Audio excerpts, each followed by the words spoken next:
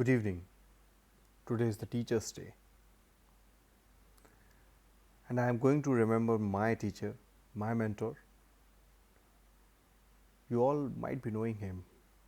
You must know him if you have ever been in PGI in the last 20 years. His name is Professor Kanchan Kumar Mukherjee. We fondly call him KKM. Some pains are very personal. No one else has a bearing on them. Thoughts lead to revolutions, and memories make their own museums. A few times we escape from the routine in our solitude and visit our own museum where we feel wandering memories of our loved ones. Among these memories, we see a face with wicked smile, and that face is of Professor Kanchan Kumar Mukherjee. He had thoughts which were revolutionary. He had his own museum of friends, patients, and colleagues, and his passion and gist for science and knowledge which kept him ignited, always ignited. That was the reason he was not a part of general stream of life. In a meeting or so, some people called him freak and proud, but he was valuable and candid, justifying his name Kanchan, which means gold. He was a 24-carat gold. He was free of pageantry. We all miss him. I was his student and then worked as a colleague, but he will always remain my reverent guide, mentor, friend, and guru. Born in a family of intellectual Bengalis, Dr. Mukherjee was a difficult child to handle for his parents and teachers because of his inquisitive eagerness to learn and think. His mother had a major influence in his life as she was her teacher in the true senses. Since his primary school could not answer his questions, a simple man from his neighborhood started giving tuitions to him. As a tuition teacher, Mr. Hari Sharma used to channelize young Kanchan's attention by sharing with him riveting tales from the Indian mythology, especially from Mahabharata.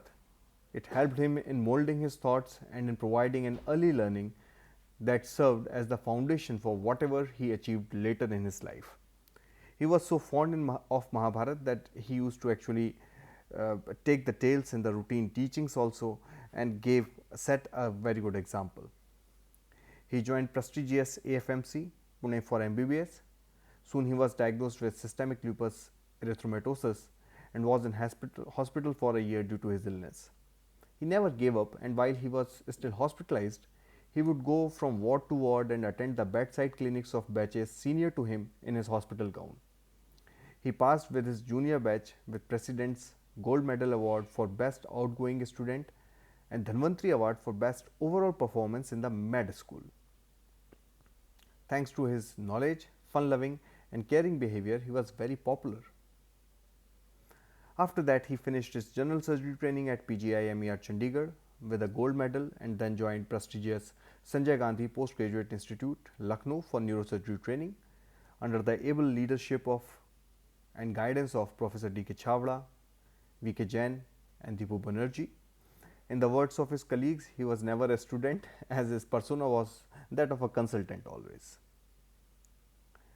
But even with this, he was so sincere in his work that the staff of SGPGI formulated an unofficially sincerity index, and this was after his name called KKM index. He was instrumental in negotiating for residents' doctors' rights. He always respected data and mathematics, and with this passion, he formulated data registry for managing patients of head injury and subarachnoid hemorrhage. He joined government med school in 1998, the GMCS 32, and soon PGI MER Chandigarh in 2000. In PGI, he was welcomed with open arms. He was after all a PGI alumni. His joining was a big boost to the department both on academic and operative front. He was a connecting link between the older and the young generations. You can see here the current generation, Professor V.K. Kak, Dr. Khosla, Dr. Mathuria, and the current head of the department, Professor S.K. Gupta sir. Here, Dr. Mukherjee with Professor Sen Gupta and Dr. Sandeep. Here with his favorite students, Dr. Sandeep, Dr. Rahul Gupta, He soon lost his interest in his once favorite field, which remains fascinating for all the neurosurgeons, the vascular surgery, and developed interest in microscopic pituitary surgery. He took this field to excellence and believed in providing a holistic care to the patient both on clinical and endocrinological part. His love for pituitary can be understood by the statistics that in 12 years he operated more than 2000 patients of pituitary adenomas and wrote extensively over it right from the molecular to the radiosurgical level. His goal was to break the enigma of pathogenesis of benign and malignant invasive pathologies by analyzing the genetic pattern. He maintained pituitary data in his own formulated pituitary software. In 2009, PGI Chandigarh got gamma knife radiosurgery machine and soon it became second home to KKM. He always believed in asking himself that if the same disease happens to him, what will be his strategy? When the world was already shifting to the minimally invasive, KKM developed keen interest in gamma knife radiosurgery. He treated more than 1600 patients in 7 years with bulk on the vascular and the neoplastic pathologies. He himself planned every treatment and challenged the radiotherapist and medical physicists to beat his planning in a healthy competition. He envisioned and encouraged proof of concept studies of dose fractionation in large volume lesions and gamma knife for upper cervical spine lesions. He was always interested in meticulously pragmatic thinking and managing complications. He left no stone unturned in reporting and candidly confessing his faults. These are some of his articles on the complications. He successfully managed patients with radiation-induced brain edema after gamma knife or conventional radiosurgery by bevacizumab when it was just a proof of concept in the world. He was an iconoclast and obsessed with the best. He never settled for mediocrity and pushed everybody to their best in his own ways, which were frequently offending to the masses. He was a neurosurgeon par excellence, very well read, well traveled, and intelligent scientist. He was one of the few in India to have an original article published in prestigious journal Nature. His work on proteomic research was published in prominent Nature journal. He had deep interest in the finer taste of life, including music, movies, sports, literature, which is even evident in his publications and presentations. He was a prolific speaker, writer, and Vedanta scholar. His famed lecture on Mahabharata, entitled Hiranyagarbha to Hypothalamus, was very well received far and wide. He established bioinformatics and research in PGI. He was instrumental in the development of an interdisciplinary team which included neuroradiology, neuroanesthesiology, neuropathology, mycology, and many allied specialists. He was a principal investigator for various international trials such as Rescue SDH and trials on the glioma. He always firmly believed in traditional teaching values. Students and teachers believed more in Mukherjee than Googling for their own personal and the professional queries. He was a vibrant person outside the hospital too.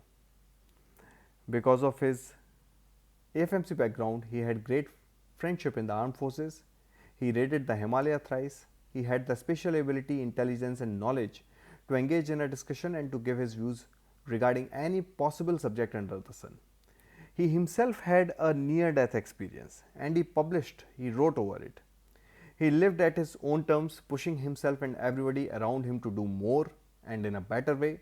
This was his own definition of fun and this was important. With all these good things, he had some good habits too. He had some bad habits too. Sometimes he had a bad temperament. His students had a love-hate relationship with him but always respected him for his values in teaching.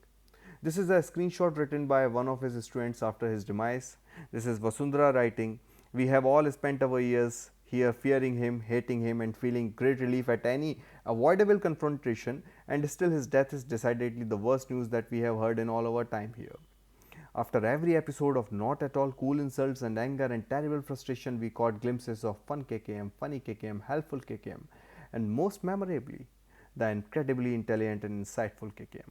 He was our go-to doctor, our teacher, our guide, our not so old, grand old man of the department, the center of most of our MCS tales, and reason we studied before morning class, and most importantly, the reason we do some things right as doctors, and reasons we believe that the passion for this job can last.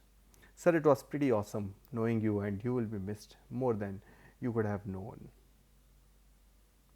Rest in peace, Dr. KKM.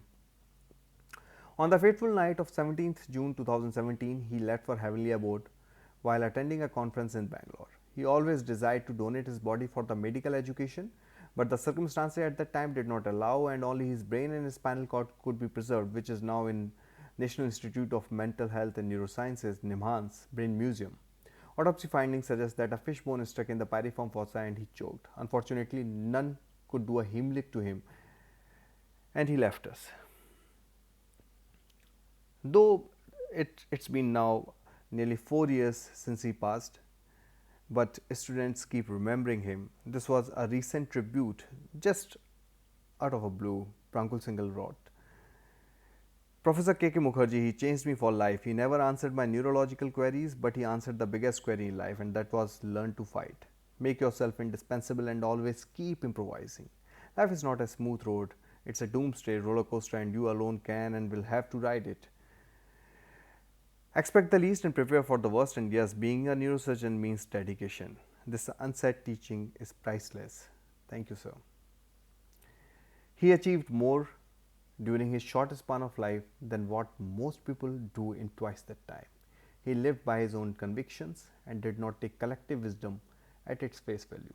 We mourn his untimely departure, but are extremely proud of him both in life and death. आप आज नहीं हो, मोहब्बत करने वाले कम ना होंगे, तेरी महफिल में लेकिन हम ना होंगे. आपकी मोहब्बत करने वाले भी हैं और आप महफिल में अभी भी हैं. नमस्कार सर.